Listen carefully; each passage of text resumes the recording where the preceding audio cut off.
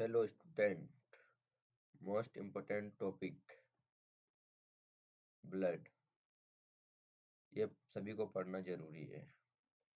L के science study 1। Like comment subscribe. Part 1 blood. Blood हम पढ़ने वाले आज ब्लड।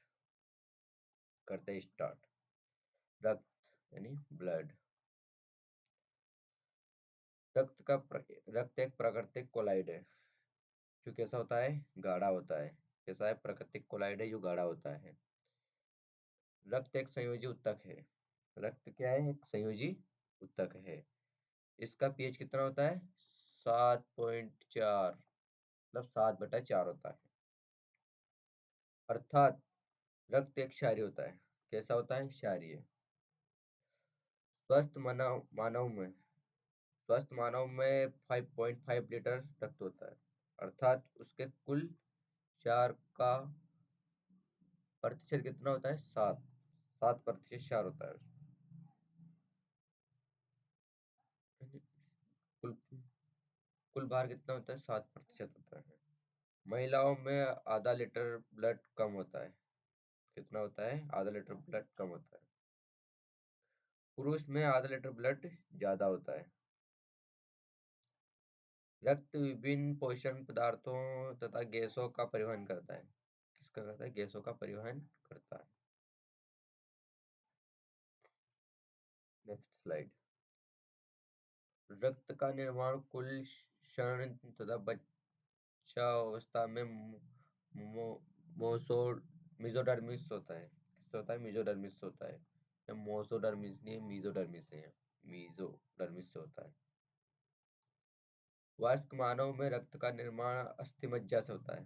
कहाँ से होता है? अस्थिमज्जा। ये बिल्कुल ये बीच बीच में टॉप ये पॉइंट है, इनको छोड़ना नहीं, इनको याद रखना है। कहाँ वयस्क मानव में ब्लड का निर्माण कहाँ से होता है? तो अस्थिमज्जा से होता है। रक्त एक पीलिया या तिल्ली स्प्लेन में जमा रहता है। मतलब कि कहाँ ये अगर ब्लड एक्स्ट्रा हो जाता है तो कहाँ पे जमा होता है? स्प्लेन में। जो भी एक्स्ट्रा ब्लड रहता है वो कहाँ रहता है? स्प्लेन में। अर्थात स्प्लेन को ब्लड बैंक भी कहते हैं। क्या कहते हैं? स्प्लेन को एक ब्लड बैंक भी कहते हैं। स्प्लेन एक ब्लड बैंक है जो ब्लड को इकट्ठा करके रखती है। रक्त परिसंचरण रक्त परिसंचरण की खोज किसने की थी? विलेन हार्वेन। ये बिल्कुल पॉइंट है। रक्त परिसंचरण की खोज किसने की? परिसंचरण की खोज किसने की? तो विलेन हार्वे। ये बिल्कुल विलेन हार्वे ने की थी। किसने की थी? विलेन हार्वे ने। रक्त में कोलेस्ट्रॉल का सामान्य स्तर होता है। मतलब रक्त में कोलेस्ट्रॉल का सामान्य स्तर होता है। कितना होता है? 180 से 200 ग्राम होता है। ये भी बिल्कुल पॉइंट है। 180 से 200 ग्राम होता है। Next slide. ब्लड क्या है? ब्लड। ब्लड दो प्रकार का होता है, दो भागों में बटा होता है। प्लाज्मा और रुधिराणु। प्लाज्मा में कितना होता है? 55 से 60। और रुधिराणु में कितना होता है? 40 से 45% होता है। फिर रुधिराणु का फिर 3 भाग होते हैं। उसमें आती है आरबीसी, डब्ल्यूबीसी और प्लेटलेट। रक्त एक प्लाज्मा। अब पढ़ने वाले हम रक्त मतलब प्लाज्मा। यह रक्त का एक महत्वपूर्ण भाग है। क्या एक रक्त का महत्वपूर्ण भाग है? इसका 90% भाग होता है। कितना होता है? 90% भाग होता है। तो 10% भाग जल में प्रोटीन का कार्बोहाइड्रेट में होता है। 10% भाग प्रोटीन का कार्बोहाइड्रेट में होता है। Next slide. प्लाज्मा में पाए जाने वाले प्रोटीन का फाइब्रोजन तथा प्रोथॉम्बिन होता है। क्या होता है? प्रोथॉम्बिन भी होता है। ये दोनों प्रोटीन का मतलब ये दोनों प्रोटीन रक्त को थक्का बनाने में जमाने में मदद करते हैं। मतलब थक्का जमाने में मदद करते हैं। अभी कहीं चोट लग गई तो वहां पर थक्का कौन जमाएगा? प्रोथॉम्बिन। थक्का जमाने में मदद करता है। सेरम, ये क्या है? सीरम, ये है सीरम, हम पढ़ने वाले सीरम। जब रक्त प्लाज्मा में से फाइब्रिनोजेन नामक प्रोटीन निकाले निकाले लेते हैं निकाल लेते हैं तो शेष बचा हुआ रक्त ही सेरम कहलाता है। मतलब कि जब फाइब्रोजन नामक एक प्रोटीन निकाल ले, मतलब फाइब्रोजन नामक एक प्रोटीन निकाल ली, अब बचोगे तो जो बचा नहीं उसे इस रक्त जो रक्त में बच गया उसको क्या बोलते हैं? सीरम बोलते हैं। जो बच गया उसको सीरम बोलते हैं। सीरम एक हल्का पीले रंग का होता है। सीरम एक हल्का और पीले रंग का होता है। कैसा होता है? सीरम एक हल्का और पीले रंग का होता है। और ये बीमारी की जा सेरम की है। ये बीमारी की जा सेरम की है, मतलब बीमारी सेरम से की है। बीमारी की जांच कहाँ से की जाती है? सीरम से की जाती है। Next slide. रुधिराणु, ये क्या है? रुधिराणु, कार्पल्स। यह रक्त कणिका कणिकीय भाग होता है। रक्त का कैसा भाग होता है? कणिकीय भाग होता है। इसे तीन भागों में बांटा जा सकते हैं, मतलब इसको तीन भाग में बांट सकते हैं। आरबीसी, आरबीसी मतलब कि रे, red blood corpuscles, red blood corpuscles. लाल रक्त कणिकीय रुधिराणु, 99% भाग आरबीसी का होता है। कितना भाग होता है? 99% भाग आरबीसी का होता है। उसके बाद आरबीसी की कुल संख्या, आरबीसी की कुल संख्या 5 मिलियन या फिर 10 लाख होती है। कितनी होती है? 5 मिलियन या 10 लाख होती है। ये बिल्कुल यहाँ से क्वेश्चन बनता है। आरबीसी में केंद्रक तथा लाइसोसोम नहीं होता है। आरबीसी में केंद्रक तथा लाइसोसोम नहीं होता है। आरबीसी में लाइसोसोम केंद्रक वेंद्रक वगैरह कुछ नहीं होता है।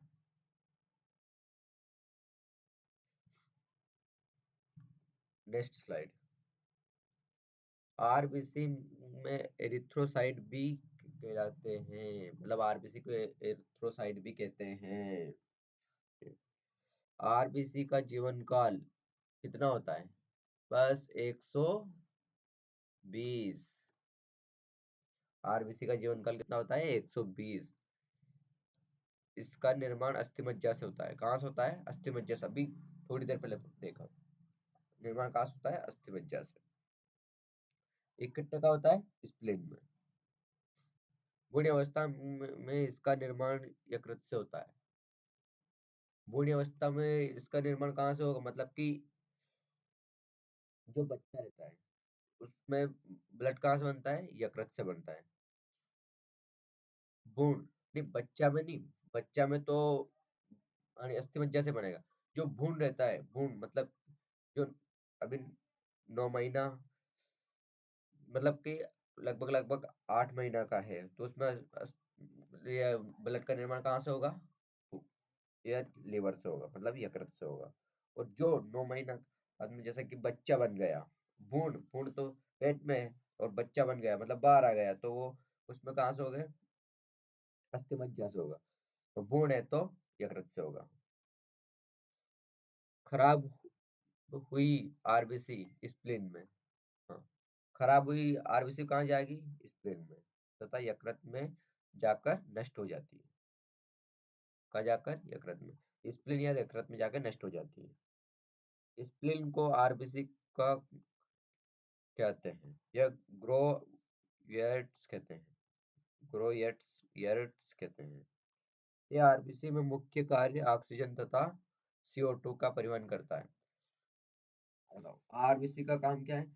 CO2 को ले जाना और लाना, मतलब कि परिवहन करना, दौड़ना। आरबीसी में हीमोग्लोबिन पाया जाता है। क्या पाया जाता है? आरबीसी में हीमोग्लोबिन पाया जाता है। और यह हीमोग्लोबिन में के ही कारण रंग लाल होता है। रक्त का रंग कैसा होता है? लाल होता है। हीमोग्लोबिन के कारण रक्त का रंग कैसा होता है? लाल होता है। Next slide. हीमोग्लोबिन हीमोग्लोबिन लोहा, हीमोग्लोबिन में क्या होता है, लोहा आयरन होता है, बी पाया जाता है। में हीमोग्लोबिन में CO1 हीमोग्लोबिन मतलब एक एक जोड़ के बनता है। हीमोग्लोबिन में ऑक्सीजन तथा CO2 का निर्माण का परिवहन होता है, CO2 का परिवहन होता है। पुरुष में हीमोग्लोबिन का स्तर गुण 149 mm होता है, प्रति ml होता है, 100 ml होता है। फीमेल में मतलब महिला में हीमोग्लोबिन का स्तर 139 mm प्रति 100 ml होता है।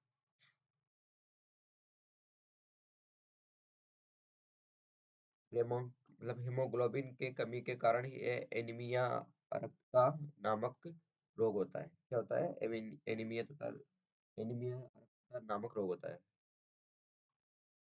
Rank mark. उसके बाद में नेक्स्ट स्लाइड।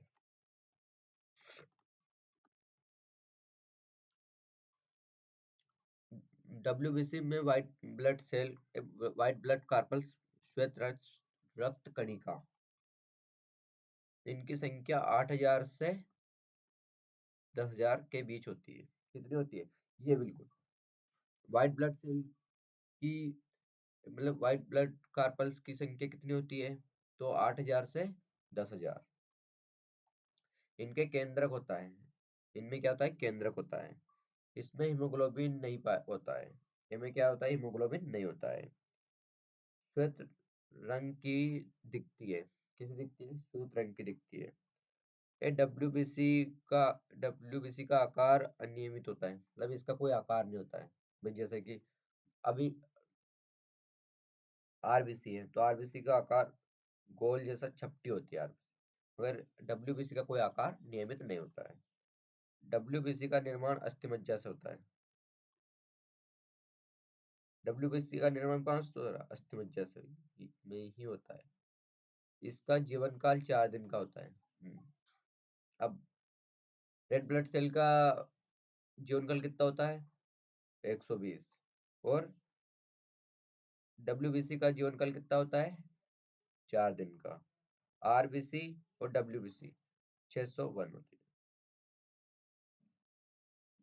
डब्ल्यूबीसी में ल्यूकोसाइड भी होता है, कहलाता है। डब्ल्यूबीसी में ल्यूकोसाइड भी कहलाता है।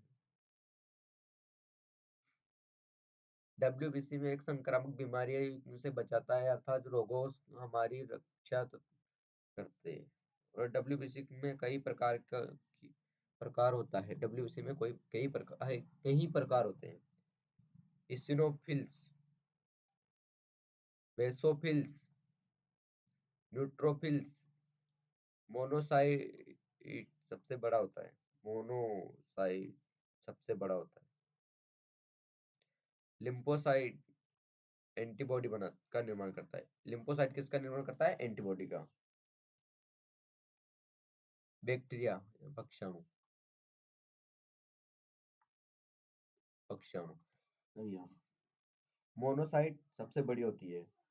क्या होती है सबसे बड़ी, मोनोसाइट्स। लिम्फोसाइट्स एंटीबॉडी बनाती है। अब एंटीबॉडी कौन बनाती है, लिम्फोसाइट्स। और मोनोसाइट्स सबसे बड़ा होता है। Neutrophils, basophils, इसिनोफिल्स। भक्षाणु करना मतलब कि भक्षाणु कौन करेगी, बेसोफिल्स। भक्षाणु, बैक्टीरिया भक्षाणु। आगे चलो। मोनोसाइट का आकार सबसे बड़ा होता है, ये आकार में भी बड़ी होती है। लिम्फोसाइट्स एंटीबॉडी का निर्माण करती है, देखा अपन ने, जो हमारे शरीर में प्रतिरक्षी कहलाती है। क्या कहलाती है, प्रतिरक्षी कहलाती है।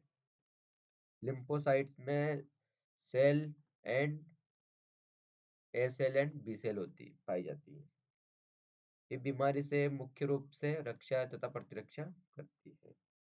ये प्रतिरक्षा तथा प्रतिरक्षा करती है। कि यहाँ तक आज पढ़ लिया, और उसके बाद में नेक्स्ट क्लास में इसके आगे स्टार्ट करें। लाइक कमेंट सब्सक्राइब जरूर कर ले, और बेल आइकन को जरूर दबाएं। नेक्स्ट क्लास जैसे आएगी तो आपके पास सबसे पहले पहुंचे।